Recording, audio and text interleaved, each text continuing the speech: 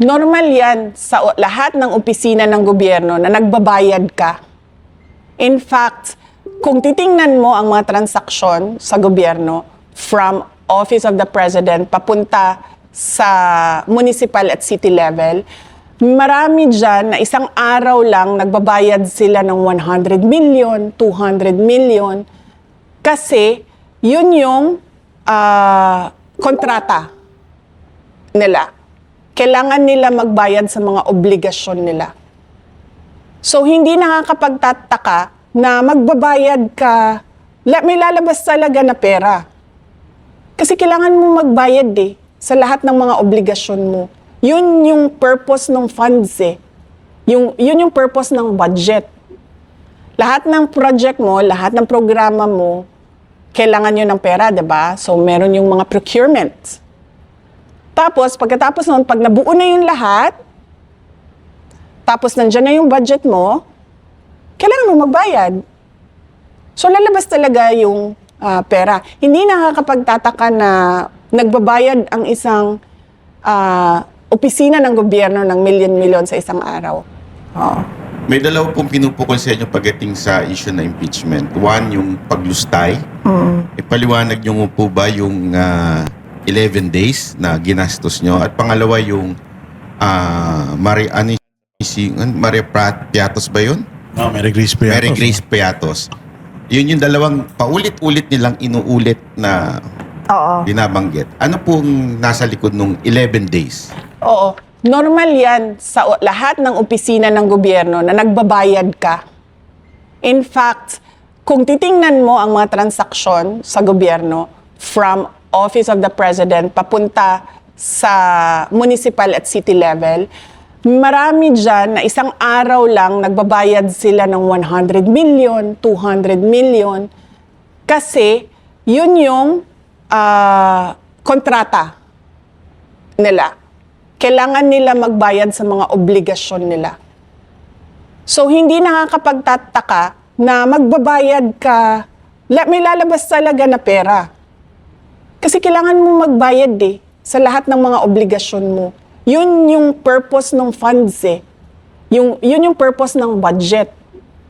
Lahat ng project mo, lahat ng programa mo, kailangan yun ng pera, diba? So, meron yung mga procurement. Tapos, pagkatapos nun, pag nabuo na yung lahat, tapos nandyan na yung budget mo, kailangan mo magbayad. So, lalabas talaga yung pera. Hindi nakakapagtataka na nagbabayad ang isang opisina ng gobyerno ng milyon-milyon sa isang araw. Pero hindi ho ba kayo napaisip na late na nila ni-release yung budget nyo nun? Kasi 11 days na lang bago ho mag-New Year. Hindi nyo naisip na baka patibong to? Meron nagsasabi na ganyan, na patibong ito. Pero ako good faith ako lagi sa trabaho August pa lang, kasi July, binubuo namin yung satellite offices. Kasi sa gobyerno, diba, parang tipong limited lagi yung budget. Sa lahat ng opisina ng gobyerno, limited lagi yung budget. Lalong-lalo na sa amin, sa Office of the Vice President. Tapos yung trabaho namin, wide range yun. Pero tumutok kami sa good governance and poverty alleviation. Kasi yun talaga yung problema ng bayan natin. Alam mo, naghihirap na tayo noon, ilang years, siguro mga 10, 20 years. Hanggang ngayon, makikita mo sa economic indicators natin at yung posisyon natin dito sa ASEAN region, makikita mo na nasa baba tayo in terms of economic performance. So ikaw, itatarget mo yung projects mo. Saan ba dito saan ba dito maraming mahihirap? Saan ba dito maraming nare-recruit sa insurgency? Saan dito ang merong reports ng terrorism? Saan dito ang merong reports ng violent extremism? Saan dito ang illegal na droga? Saan dito ang mga scammer? Saan dito ang mga rapist? Saan dito ang may reports ng child abuse, trafficking? Hindi mo makukuha yan, lahat yan, kung hindi ka bibili ng impormasyon. Tapos hindi mo matatarget yan sa project mo, yung intervention mo ng gobyerno, kung hindi mo alam sino ang tutumbukin mo ng project mo? Kunwari, sa amin, meron kaming Magnegosyo Taday, livelihood assistance program, entrepreneurship program. Paano namin malalaman kung sino yung tuturuan namin ng entrepreneurship doon sa kadami-daming tao sa isang lugar kung hindi namin alam sino doon ang tinatarget ng pagtutulak ng illegal na droga? Kung sino doon ang tinatarget na i-recruit para maging NPA? So, kailangan namin yon, yung impormasyon na yon para, o yan yun, ito yung sinusolve natin dyan. O dito, ito, terrorism, sige, lagyan nyo ng programa ng gobyerno dyan para hindi nadadala yung tao sa illegal. Ganun yun. Ganun dapat magtrabaho kapag kulang ang resources mo. Specific targets talaga dapat yan. Hindi ka pwedeng, sige, itapon nyo yan dyan. O, kahit saan, maglagay tayo dito kahit saan na projects. Pwede yan kapag marami kang pera. Pero kapag limited ang budget mo, kailangan targeted yung beneficiaries mo. Yan din po ba yung pinaggamitan ng confidential funds? Ang confidential funds, marami kaming pinaggamitan. Related siya lahat sa national security. Mga threats to education, threats to mga children, ang criminality, insurgency, violent extremism. Alam niyo yung nagpapasabog ng bomba, yung mga ganon. Dahil sa kanilang ideolohiya, ganyan. Merong recruitment sa ganyan. Tapos, terrorism. So, madaming mga threat sa national security natin na kailangan yung project natin sumasagot doon. At hindi mo magagawa doon yun kung wala kang impormasyon kung sino ang highly vulnerable sa problema na yon. Si Mary Grace Piatos po ba ay totoong pangalan ng isang tao? Si Mary Grace Piatos ay masasagot doon sa impeachment trial. Ayaw siya pag-usapan ng defense team kasi binuo na nila yung defense sa confidential funds. So, ang pinayagan lang sa akin na ikwento ay yung timeline at ipakita sa mga tao paano ba nag-develop itong impeachment kay Inday Sara. Yung Mary Grace Piatos at iba-iba pang nilang sinasabi, nandito din yun sa timeline natin, makikita ninyo, ay may sagot.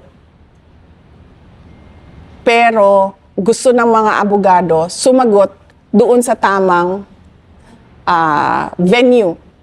Dahil confidential funds, protektado ng batas. Hindi ka basta-bastang, kasi nga sinasabi ko kanina, sa discussion, ang confidential funds, pinoprotektahan niya ang national security natin at yung buhay ng mga tao na merong impormasyon na makakasira ng seguridad ng bansa. So hindi po sa ayaw niyong sagutin ito, ngunit dahil may batas na hindi pwedeng sagutin ang laman ng confidential Yes, funds. may batas. In fact, madami sa kanila sa House of Representatives ang nag-violate nung batas na yon. And mako-compromise, VP, yung operations kapag inilabas tong information na ito. Hindi lang yung operations, pero mako-compromise yung security sector ng gobyerno natin. Kasi mag-i-explain kami kung paano nag-ooperate ang intelligence operation ng gobyerno. Makikita ng NPA, makikita ng makabayan, kaya takot ang makabayan sa confidential funds kasi alam nila na ginagamit yon para bumili ng impormasyon kung paano ginagawa yung recruitment, paano umaakyat sa bundok yung mga bata, mga ganon. Natatakot silang mabuking. Pag sinabi ko umakit sa bundok, nagiging NPA. Oo. Tsaka parang kaya nila gustong malaman yung kung saan napupunta, paano ba ginagamit, para malaman nila yung galawan, strategy ng gobyerno, paano nag-gather ng intel sa kanila, and paano sila ino-operate. Para ibahin Tama na ba? nila.